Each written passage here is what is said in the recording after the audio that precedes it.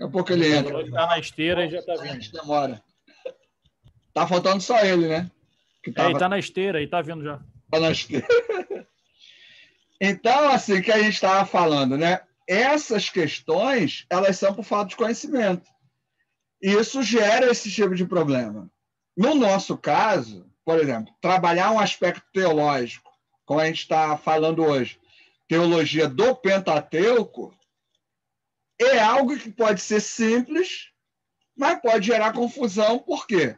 De repente você vai usar isso na igreja, isso você pode estar agredindo, né, alguém. Falar sobre pecado, né, falar sobre a criação, né, e ao usar esses temas e querendo desmistificar isso para o grupo, isso pode gerar problema. Como eu sempre falei, né, o ideal é você falar daquilo que você tenha conteúdo suficiente para poder sair de qualquer enrascada, né? A pessoa veio e faz um questionamento, você pega lá e pá, vai, fala e responde a pessoa. Isso em qualquer ambiente. Agora, os temas teológicos do Antigo Testamento estão sempre ligados à forma como você faz exegese e hermenêutica. Isso vai influenciar diretamente. Entendeu? Não há como dissociar uma coisa da outra. Fala, cara. Ricardo, isso aí não é igual filho? Filho, você responde ele à medida que ele vai tendo curiosidade. Você não fica fomentando na cabeça do moleque coisa que ele não vai resolver aquilo para ele naquele momento. Então, seu filho quer saber sobre sexo, aí tu responde para ele o que ele perguntou. Não responde nem a mais nem a menos, porque aquilo não vai servir para ele, para a cabeça dele naquele exato momento, tu explicar para ele o que se dá, como se dá. Tu responde aquilo que está no nível dele, na situação dele.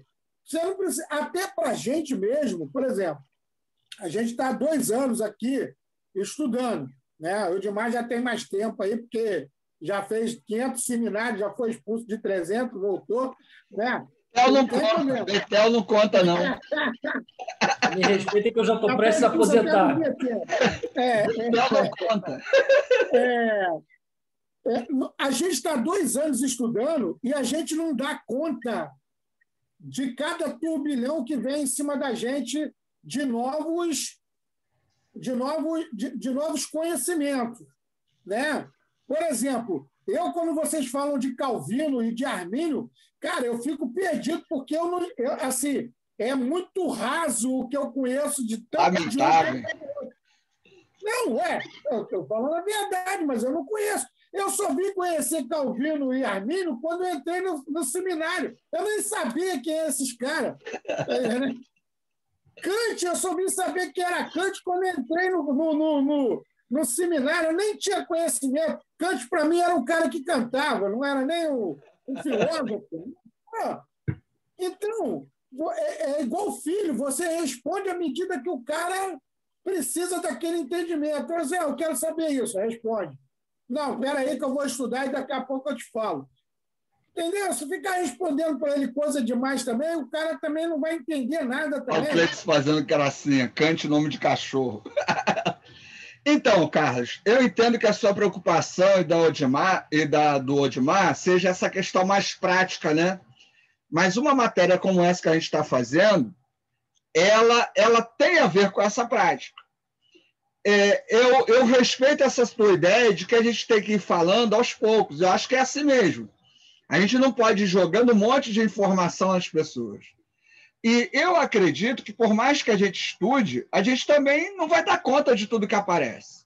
Você estava falando aí que já está há 2 anos de seminário, eu estava fazendo aqui as contas de quanto tempo eu estou estudando teologia. Já tem mais de 20 anos. Eu estou com 46 anos. Com 26, 27 anos, eu estava começando o seminário aí, né, mais ou menos. Aí fiz seminário, tem um monte de curso, tem isso, tem aquilo, tem não sei o quê. Dei aula em um monte de curso, já escrevi um monte de coisa. E ainda assim tem temas que você não consegue dominar. Só que eu bato ainda na tecla que a gente precisa, pelo menos, ter fundamento para aquilo que a gente crê. Principalmente quando a gente está falando sobre essa argumentação teológica, né? Teologia bíblica tem a ver com essa argumentação teológica. Isso vai interferir, gente, diretamente na sua prática. Não tem como. a sua exegese, a sua hermenêutica, a sua argumentação teológica, ela vai dizer o seu caminho pastoral. Vou dar um exemplo, né? Na igreja, hoje, né, ou nas igrejas que eu pastoreei, o meu aconselhamento pastoral tem a ver com a forma como eu faço exegese do texto bíblico. Se a pessoa vira para mim e fala assim, não, pastor, porque meu marido me bate, meu marido bebe, mas a Bíblia diz que o que o homem uniu, o que Deus uniu, o homem não pode separar. Então, eu estou sofrendo por isso. Eu não posso virar para alguém que me fala um negócio desse e ficar calado. Não dá para eu dizer. Falei, olha, irmã, a Bíblia não proíbe a irmã de separar. Só que existem outras questões que a irmã tem que pensar, tem que avaliar. Não é a decisão que é minha, é a decisão da irmã. Por quê? Porque a minha leitura do texto bíblico, do Antigo Testamento, por exemplo, ela não permite entender que o casamento é algo vitalício. Porque no Antigo Testamento o casamento era um contrato. A questão social do Antigo Testamento é contratual, não era por amor como é hoje, né? Então, essa minha leitura do casamento no Antigo Testamento vai interferir no meu aconselhamento pastoral, né? Sem querer aí agredir os irmãos Odimar e Adriana, que fazem os casados para sempre, e o Carlos também, né? Faz essa coisa aí horrível aí de casado para sempre aí.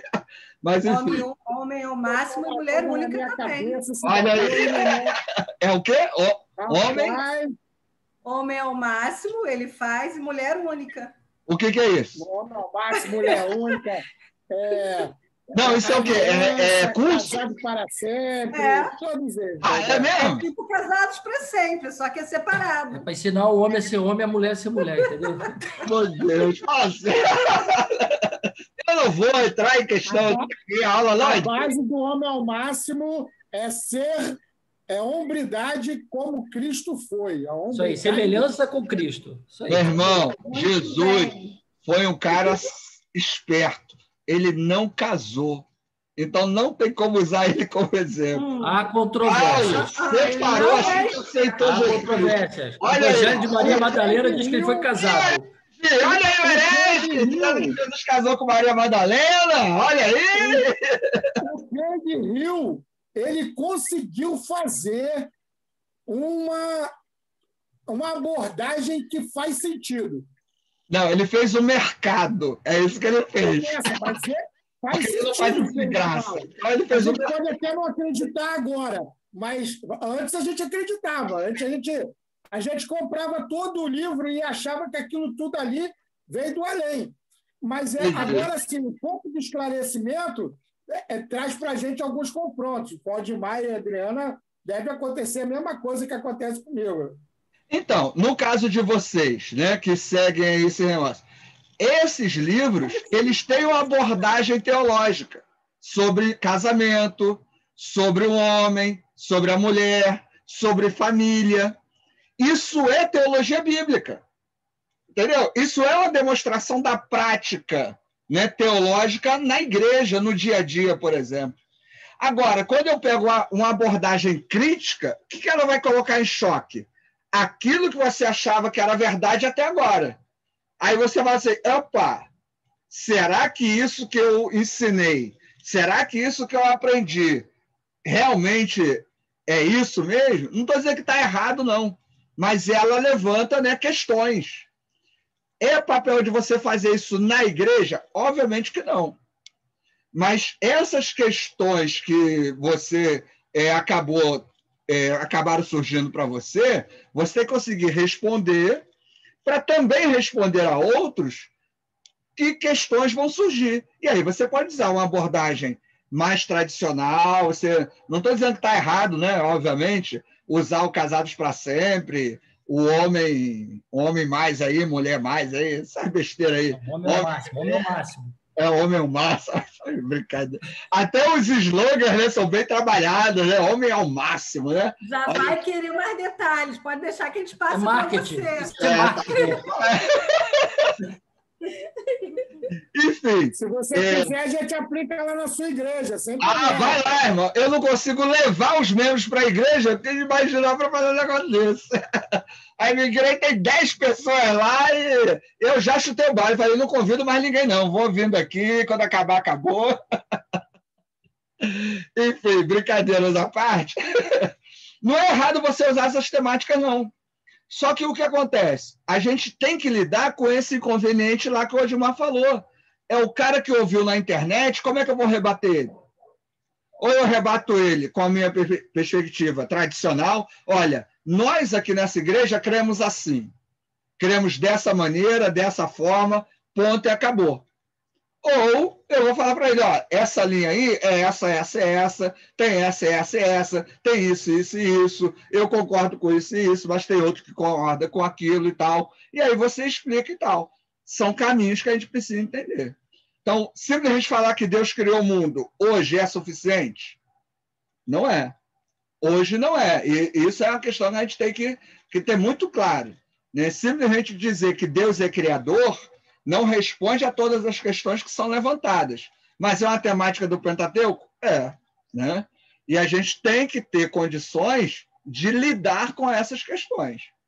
Tinha um seminário que eu dava aula aqui em Caxias, tinha um aluno que ele era um cara assim, lia bastante, era um cara até bem inteligente, só que extremamente arrogante, e ele era assim, desrespeitoso, né, com os professores. Ele ia para a aula de boné, né, e era um seminário muito tradicional, não aceitava, né, certos comportamentos. Aí eu lembro que a primeira aula que eu fui dar para a turma dele, a turma era grande, a turma tinha 90 alunos. Né? Era um seminário até grande, só que depois acabou, porque assim, o conteúdo do seminário ficou muito ruim, né? E aí acabou, né? A culpa não foi minha, eles me demitiram antes do seminário acabar, né? Mas eu lembro que ele me fez uma pergunta, assim, e você vê que a pergunta que ele fez era para me testar. Aí ele falou de um autor. O que você acha do autor tal? Falei, eu acho isso, mas eu prefiro esse, nesse livro. Aí ele foi e fez mais uma pergunta. Aí eu fui lá e respondi. Aí na terceira pergunta eu virei para ele, você está querendo me testar? Porque se quer me testar, a gente vai ficar aqui a noite toda.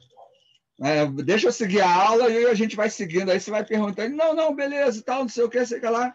Eu acabei ficando amigo do cara. Por quê? Porque ele era arrogante, né? Ele botava os professores na parede, porque o professor chegava no curso lá do seminário e o cara falava assim, não, porque eu tenho curso disso, que eu tenho curso daquilo. Lá o moleque fazia 2, 3 perguntas, o cara não sabia responder. Então, numa questão dessa, você tem que saber se livrar disso. Isso acontece na igreja, gente. Na igreja, a gente lida com pessoas assim o tempo todo. Então, você pode ser fundamentalista, você pode ser conservador, mas você tem que saber defender seu ponto de vista.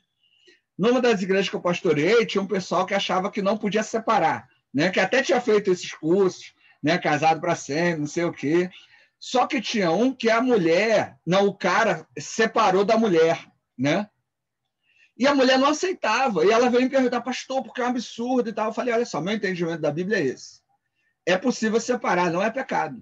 A Bíblia não proíbe. Não, porque está dizendo lá que só se for adultério. Não está dizendo. A exegese é assim, tal, não sei o quê. Mas no Antigo Testamento fala isso. Aí eu expliquei para ela a minha perspectiva. Eu não concordo com o senhor. Falei, tudo bem, você não precisa concordar comigo. Ela, mas eu ouvi fulano na internet. Ele tem o pensamento dele, eu tenho o meu. Mas o senhor precisa fazer alguma coisa. Eu falei, eu não vou obrigar o seu marido a voltar para você. Isso não é meu papel. Ela, é um absurdo e tal. E ficou chateada comigo. Aí saiu da igreja e tal, não sei o quê. O que aconteceu? O marido dela seguiu a vida dele. Ela conheceu outra pessoa, né? Começou a namorar e tudo. Nem tinha separado ainda, né? No papel. Já estava até errado. Aí começou a falar com as pessoas, o pastor que estava certo, né? A vida tem que seguir. Né? Que não sei o que lá, né? Porque não sei o quê. Quer dizer, quando a vida dela começou a mudar, o fundamento dela mudou. O meu não mudou. E não me importa se ela vai ficar na igreja ou não, porque ela não concorda comigo. Esse é o tipo de questão que a gente tem que ter muito claro. Né? Não dá para agradar todo mundo que vai estar na nossa igreja. Não dá para agradar todo mundo que vai nos ouvir. Mas todo mundo que nos ouvir tem que saber que a gente sabe do que está falando. Ele pode não concordar, mas a pessoa tem que dizer assim, ó, realmente, ele tem esse ponto de vista, não concordo, mas ele sabe fundamentar o argumento dele. É isso que a gente precisa ter, né? E seja você o que for, né? Qual a linha que quiser seguir aí. Eu acho que esse é um desafio que matérias que propõem uma discussão teológica trazem para a gente, né? E não é simples, né? Porque não tem uma resposta básica, né? Se eu for trabalhar para vocês nessa matéria de maneira fundamentalista e dogmática, aí eu vou dizer, ó, Moisés escreveu o Pentateuco, Deus é o Criador, Deus é Jeová, Deus é Elohim, os nomes de Deus são maneiras diferentes de falar de um mesmo Deus. Só que eu não posso falar isso, que cada nome atribuído a Deus no Pentateuco é o nome de uma divindade diferente, de um grupo diferente. Israel não saiu como um povo do Egito. Israel era um grupo nômade que foi se juntando a outros grupos nômades no deserto, que se juntou a outros grupos estabelecidos em Canaã. E cada um tinha a sua divindade. Ponto. Né? Eu não tenho como definir isso. Né? Dependendo da linha, a gente vai trabalhar isso de maneira diferente. Você vai falar isso na igreja? Não, você não vai escancarar isso na igreja. Mas cada perspectiva dessa, você vai construindo e isso vai baseando o seu discurso, né? Se é mais conservador, se é mais tradicional. Carlos quer falar? Ele levantou a mão aí de palhaçada e apagou a câmera. O que houve? Me recuso a ouvir isso. Um cara que torce para o Flamengo, que torce para o Gabidol, que está jogando no cassino clandestino, em plena pandemia, que se esconde embaixo da mesa, se recusa a ouvir isso, meu irmão, você é uma vergonha. Você se equivale a quem votou no Bolsonaro. Olha só o nível que você chegou. Você está lá naquele vídeo lá daquele pessoal que vai fazer no Brasil? É o quê, resolvi? O vídeo lá que vai fazer jejum pelo Brasil, os pastores, tu tá lá naquele meio também? Cara, o Carlos me mandou um videozinho dos pastores aí vão fazer o jejum, né? Hernandes Dias Lopes, Silas Malafaia, Valdemiro Santiago, Bispo Hernandes, só pilantra, rapaz. Eu fiquei impressionado com o Hernandes Dias Lopes, não imaginava isso dele. Porque assim, ele é fundamentalista, não gosto da linha dele, mas sempre achei ele assim, um cara respeitável, né, e tal. O cara vai se meter com essa corja aí. Realmente foi decepcionante vê-lo ali naquele vídeo, né? Isso aí realmente mais um decréscimo para mim em relação a ele aí. Enfim, então vamos lá. Seguindo ainda essa linha, né? Falamos do Deus Criador, né? Do Deus que é justo, do Deus que é juiz, né? Que eu posso falar que é uma temática do Gênesis. Se eu for para o Êxodo, uma temática principal é o Deus libertador. Agora, lembrando, né, como é que ele liberta? Né? Como é que isso se dá? Quais os impactos disso? Aí vai depender da abordagem que você vai trabalhar. Em algumas teologias bíblicas, o Êxodo, inclusive, vai ser um dos marcos para o processo de formação de Israel como povo. Né? Isso aí numa leitura mais conservadora, mais tradicional. Eu acho complicado, porque o propósito do livro de Êxodo não é esse, né? O livro de Êxodo, o foco é esse processo de libertação daquele grupo, é a ação de Deus, é a identificação de Deus, né, com esse grupo. De maneira geral, realmente, o livro de Êxodo, ele quer estabelecer um marco, né, onde Deus e o futuro Israel estabelecem seus limites. É onde nós temos o Decálogo. O Decálogo ele seria ali o parâmetro constitucional de Israel, né? O que faz Israel ser uma nação, né? O que define as leis de Israel, inclusive. Só que o processo de entendimento disso, não dá para você dizer que Moisés subiu um monte, pegou as tábuas, Deus escreveu e trouxe para Israel. Né? Porque a gente sabe que o Decálogo tem lá a influência do Código de Hammurabi, tem a influência dos costumes egípcios, tem a influência dos povos, né, da época ali, que o Decálogo não inova, né, na maioria das decisões, ele não inova. Uma novidade, não vou dizer uma novidade, algo que era recente, né, é a questão do monoteísmo. Mas o monoteísmo não é exclusividade do povo de Israel.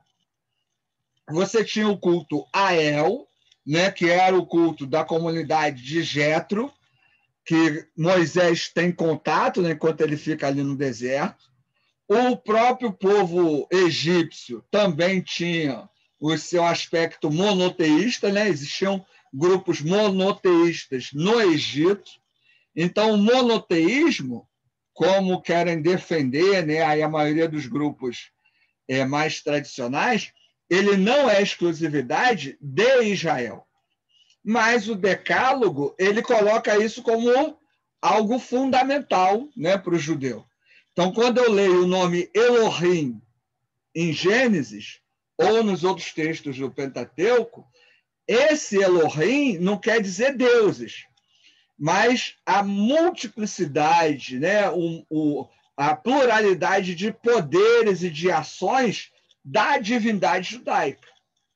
Então, o Elohim, que seria o plural de El, ele não está falando que Israel crê em muitos deuses, mas crê num Deus que é maior do que muitos deuses. Crê num Deus que é maior do que todos os deuses. E alguns vão defender, inclusive, que na época de Abraão, você não tem a ideia de que só existia Deus para ele, mas que existia o Deus, né, que se apresenta a ele, e os outros deuses ao redor eram deuses menores. E esse é um desenvolvimento que você vê ao longo de todo o Antigo Testamento. Tem um Deus, que é o Deus de Israel, Jeová, Elohim, Adonai, né? Seja lá como é que for chamado, mas outros deuses existem. Então você não tem a crença no único Deus. Eu e você hoje cremos no único Deus. Se eu falar para você sobre Baal, sobre Mamon, né? Sobre os deuses, né? do hinduísmo, você hoje entende que não existe outra divindade. Mas na época do Antigo Testamento, outras divindades existiam. E a divindade judaica ela era maior. O Decálogo vai colocar Deus como essa divindade exclusiva desse povo. Isso é algo que ajuda, né? Uma perspectiva de formação de Israel. Fala, João. A questão, por exemplo, de colocar o outro Deus subjugado em batalha, por exemplo, tem a ver com essa situação de reconhecer os outros deuses? Tem, exatamente. Porque quando um povo ganhava uma batalha, não era apenas o povo que ganhava, era o Deus daquele povo demonstrando a sua força. Então, no episódio de Josué, que levanta a mão, fica lá, né? Até o povo de Israel ganhar a batalha, Josué, Moisés, sei lá. Tem um texto aí, eu esqueci. Foi Moisés. Moisés, ele fica lá, aí ganha lá, não sei o quê, nessa bobeira toda. É um símbolo de que a divindade dele é que está ganhando, né? Não é apenas o povo. Você vai perceber que todo o discurso do Antigo Testamento ele é construído nessa ideia. Deus de Israel abençoa, aí o povo vai lá e ganha. Deus de Israel amaldiçoou, o povo vai lá e perde. Tanto que o cativeiro, as derrotas de Israel são atribuídas aqui ao pecado de Israel. Israel peca tanto que perde um monte de coisa. Na verdade, isso é uma perspectiva de quem escreveu. Por que Israel perdia tanta batalha? Por que Israel estava sempre em guerra? Porque a terra que eles invadiram era dos outros, não era deles. Ora. Eles invadiram a terra que não era deles, então vai ter guerra. Ora, foi Deus que deu. Deus mandou eles invadirem a terra do outro. Por que Deus não foi lá, matou, aniquilou todo mundo num piscar de olhos e botou Israel lá dentro? Não foi assim, foi? Não foi. Pode parar que não tem nem uma semana que eu ouvi que Josué era genocida, né? Então, para por aí. Ué, não era não? Era sim, ué. Mas foi eu que falei isso? Não Deus mandou ele matar. Deus mandou ele limpar a terra, ele que não obedeceu, cara. Deus não mandou, ele que fez, né? Mas a ordem vem de Deus, por isso que ele disse, Lá em Juízes diz que ele nunca mais tiraria ele da frente dele. Onde está escrito? Vai falar, está na Bíblia. Você acredita na Bíblia? Em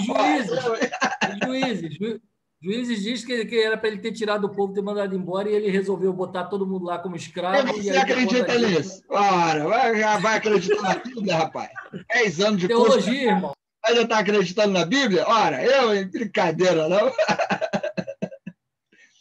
Mas, gente, assim, isso é um aspecto que a gente tem que levar em conta, né? Entender esses processos de formação impacta no meu discurso teológico.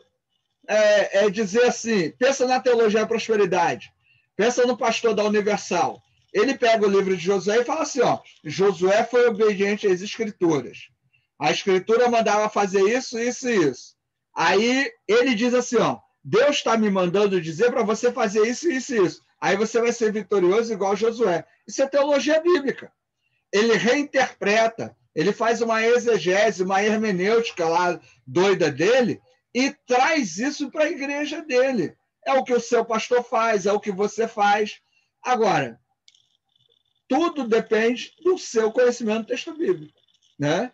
A gente já discutiu essa questão da tomada de Israel, né, em outras matérias, e isso vai impactar diretamente. Por que o povo de Israel era vitorioso e eu estou desempregado? Por que Deus curou Naamã e eu estou com câncer? Por que Deus ressuscitou fulano e meu parente morreu?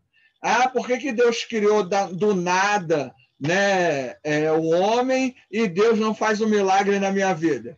Por que Deus não criou o homem do nada? Por que Deus não curou Naamã daquele jeito? Por que não houve um milagre daquela maneira? Então não vai ter na tua vida também, olha. Isso tudo é uma construção mitológica, simbólica, entendeu? Olha só, eu ouvindo isso tudo e vendo isso tudo, sendo influenciado por esse indivíduo aí durante 2 anos já, mal influenciado por esse indivíduo, não, irmão. Bem. A menina foi dirigir um louvor lá outro dia lá na igreja, e aí ela deu um testemunho dela lá, diz que meu Deus, que tristeza. Ela não orava no ônibus já tinha muito tempo. Então, aquele dia ela sentiu no coração, Deus falou com ela, né? Aí fez aquelas vozes de choro e tudo, aí falou com ela que ela tinha que orar. E aí ela começou a orar. Naquele mesmo ônibus que ela estava, o bandido entrou, assaltou todo mundo e não levou o celular novo dela, o iPhone novo dela, não levou o iPhone dela, deixou a mochila dela, pulou ela. Deus Olha aí, poder da oração. Aí eu sentado no banco falou assim, Deus estava com ela e o restante dos crentes que estavam lá, está tudo no inferno. Né? Tudo em pecado, porque Deus mandou só ela orar. Ela é o Israel do ônibus. Ela é tua culpa. Eu estou pensando nisso da menina. Aí, coitada da menina lá. Não é uma história ridícula? Como é que você vai para frente de uma igreja contar um negócio desse, cara? Olha que coisa ridícula. Quer dizer, ela é melhor que todo mundo? Gente, quando você lê o Antigo Testamento, é isso que Israel está dizendo para você. Que o povo judeu é melhor que todo mundo do mundo, porque Deus escolheu só ele. Os profetas estão sempre batendo nisso. Vocês não são melhores que ninguém. Vocês são iguais a todo mundo. Mas o povo entende que eles são melhores. E aí cria esse tipo de pessoa zureta aí para falar um negócio desse. Fala, Cleiton. Ricardo, nessa perspectiva aí, o grande problema que eu concordo aí com o Carlos aí, Odimar, que a gente, nesses 2 anos aí, certas visões, perspectivas aí de outros professores que vai passando uma coisa diferente, igual assim, nós estamos desde o começo contigo de Antigo Testamento, só teve um período que você não deu porque não deu o dia, né? Então, quando a gente pegou contra a professora, que era muito tradicional, foi tudo isso aí que você falou. Ética. Ela foi meio louca. A visão dela era totalmente diferente, não tinha pesquisa. E a gente ficava assim na aula assim, pô, mas tem essa, o Marcelo então, o Marcelo questionava muito. Aí eu falava, mas se for para esse lado, não, é esse aqui só. Então aí cria-se essa dúvida aí, né? Tem gente que não aceita, é só aquilo ali, tradicional. Então, hoje, sabendo disso, qual é a proposta qual é o caminho que vocês podem seguir? Ignora. Tem como discutir com um fundamentalista? Não tem. Tem como discutir com alguém que apoia Bolsonaro? Não tem. Por quê? O nível intelectual é baixo. A pessoa não entende nada de política, não entende nada da vida, então não dá, a pessoa não quer usar máscara, acha que a Terra é plana, você vai discutir com a pessoa dessa? Não vai. Entendeu? Então não discute. Brincadeiras à parte, né? Por quê? Porque a abordagem daquela pessoa é outra. E isso que a gente precisa entender. Se a abordagem daquela pessoa é diferente da sua, não dá para você lidar com o outro. Olha o pessoal no chat aí se desafiando aí. Fica calma aí. O Odimar e a Adriano são bolsonaristas, não acreditam também, né? Embaixo do Jair. O Odimar tem toda a cara que votou e apoia o Bolsonaro. Não deve nem usar máscara, né? Aí, quando pegar Covid, é que é oração. Eu não oro. Estou logo avisando. Não pede para orar, que eu não oro. Eu fiquei afastado do seminário no ano passado por causa da Covid, cara. Aí, tá vendo aí? Vai apoiar o Bolsonaro. Ele está de novo no meu telefone, tá? Quando ouvirem aí alguma coisa escrita, é ele. Eu tô ele está sempre mandando gracinha, irmã. Fica de olho nele, entendeu? A Joyce está aí, ó, abismada aí com os seus comentários aí, ó. Ela tá assim, ó, espantada. Tá só respondendo no chat. Mas brincadeiras à parte, gente, entendendo que eu tenho essas perspectivas, a gente não vai debater, né? E nem agredir. Numa igreja, principalmente, né? Você está lá dando sua aula na IBD. Aí, de repente, você vai falar sobre a aula sobre Gênesis. Qual é o seu papel? Se você não é o pastor da igreja, não dá para você definir o que aquela igreja vai crer, né? Então, você vai dar sua aula, alguém perguntou alguma coisa, aí você, olha, tem aquela teoria e tal, não sei o quê, né? Conversa com o teu pastor. Pastor, o que você acredita? Acredita nisso e nisso. Aí você fala, e essa teoria, o que você acha? Não concordo. Falei, mas posso falar que isso existe, caso alguém pergunte? Né? Mas dizer que a igreja aqui, né, o pastor crê, pode, tá? Esse diálogo é importante, né? Eu já fui pastor auxiliar de outros colegas que eram fundamentalistas, que eram tradicionais, a gente estava sempre conversando. Aí o cara me colocava para dar aula na IBD, eu falava, ó, tem essa linha, tem isso e tal, vou estar discutindo isso com o pessoal. Não, beleza e tal. Teve momentos que algum desses meus colegas me tiraram de dar aula. Não, melhor você não dar mais aula, não. E tal. Eu, por quê? Não sei o que. Aí ficava meio sem graça. Eu, não, tá bom, cara, a igreja é sua, eu estou aqui para ajudar e tal. Aí me tirou de dar aula, me tirou de pregar. Aí eu falei, tá na hora de eu ir para outra igreja, né? Porque daqui a pouco o cara vai querer me excluir da igreja. Mas é um desafio que a gente sempre vai ter, né? Respeitar. Nós, no meu caso, naquele momento eu não era pastor da igreja, vocês não são pastores da igreja, não dá para bater de frente. Agora, Cleiton, isso a gente vai encarar a vida toda, cara. Não tem como, né? Pode ser professor, pastor, né? Irmão da igreja. Então, entender que tem momento que você vai calar, vai ficar na tua, tem momento que vai dar para dialogar, tem momento que você vai crescer, vai se impor, vai esculachar o outro, né? Então, há momento para todas as coisas debaixo do céu, entendeu? Fala, cara. O que eu percebo é que uma perspectiva histórico-crítica, mesmo que seja mais leve possível, né? sem procurar chocar, é peixe fora d'água. É peixe fora d'água. Porque o que acontece? Igual você está falando, a gente aí é seminarista. Se a gente cometeu o araquiri de querer confrontar isso com o pastor, por exemplo, da minha igreja, eu vou para o banco, eu não vou para lugar nenhum, ele não vai me deixar fazer nada. Porque ele vai ficar, esse cara aí vai arrumar rebu para mim aqui, vai arrumar tumulto aí, daqui a pouco eu vou ter problema. Aí já me carimba logo assim, esse cara aí é um rebelde. Aí pronto, aí carimbou, já era. Aí, o que eu acho que é o ideal? Fica no básico. Chamou você para pregar. Prega o básico. Jesus salva. A gente precisa perdoar o irmão. Entendeu? Amanhã depois você é pastor da tua igreja, aí você constrói, vai trabalhando isso. Mas, às vezes, até como pastor da igreja, você vai sofrer problema. Eu sou pastor. Você acha que todo mundo na minha igreja concorda? Não concorda, né? As pessoas têm as suas opiniões e têm direito a ter as suas opiniões. Eu acho que isso também é importante, né? E você vai dialogando, né? Igreja não é lugar da gente impor nada. A gente vai construindo diálogos. Agora, tudo isso vai tendo um preço, né? Você quiser ser uma pessoa independente, quiser ter um discurso diferente, isso vai te levar para determinados grupos. Isso vai te levar para determinados lugares, né? Suas opções teológicas, elas vão determinar o tipo de igreja que você vai trabalhar, né? O tipo de pessoa que você vai ter perto, né? O tipo de grupo que você vai ter mais afinidade, né? Que vai estar trabalhando com você, que vai te convidar. Então, tudo isso vai fazendo parte aí do seu dia a dia. Por isso que eu estou falando. A exegese e a hermenêutica, elas impactam no seu discurso teológico e impactam na sua prática pastoral diretamente. Entendeu? Então, é o caminho que a gente vai ter que desenvolver aí. Beleza, gente? Tranquilo? Deu para entender? Deu para entender nada, né? Eu desconstruo mais do que outra coisa, né? Então, deu para entender que está tudo errado, né? Eu estou com o Carlos. Agora eu vou ficar criticando todo mundo por sua causa. Entendeu? Por minha causa, não, irmão. Por minha causa, não. Quem liberta é o conhecimento. Não sou eu, não. Vai lá para a Shangri-La Rosa, que aí 5 membros em vez de 4, fica 5 no culto. É absurdo.